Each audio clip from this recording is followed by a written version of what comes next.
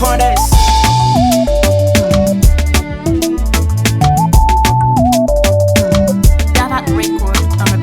Milam kilanda tiange Kwana azuntiange Mvadi kiteta ni mbwange Azalazu wazuniyenge Karati ufuati niyenge Kwafanila ndatiane Silaba kuranga malenyante Sakwafanila ndatiane Azu wazuniyenge milam nyisenge Kwafanila ndatiane Azoti tamanga azoti vavenge Sakwafanila ndatiane Mashiro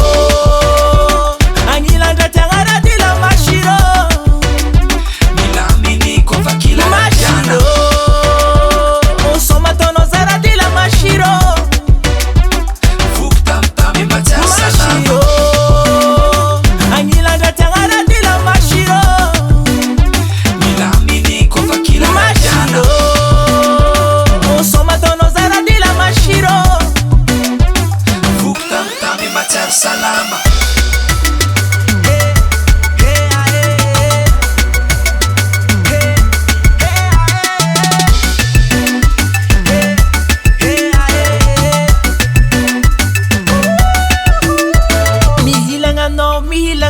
Zetani mbwano tia kumisa Karazenga tonda mashirwa zala Zakwani yitska no mangara bela Kama zunzari letita Yafkula langa za tianga wa Angilanda tianga mashir Kara patia muntane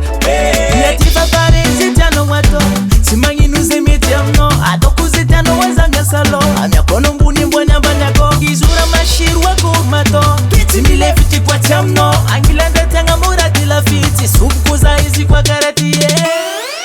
Mashiro Angila ndatianga radila mashiro Milamini kova kila Mashiro Somatono zaradila mashiro Fuktamtami matia salama Mashiro Angila ndatianga radila mashiro Milamini kova kila Mashiro Somatono zaradila mashiro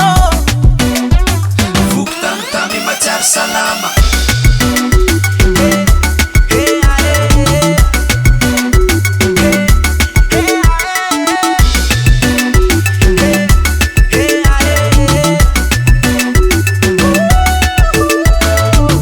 Karati ufuati niyenge Kwafanila ndatiane Silaba kuranga malemyante Sakwafanila ndatiane Azu niyenge milami nyisenge Kwafanila ndatiane Azoti tamanga azoti vavenge Sakwafanila ndatiane Mashiro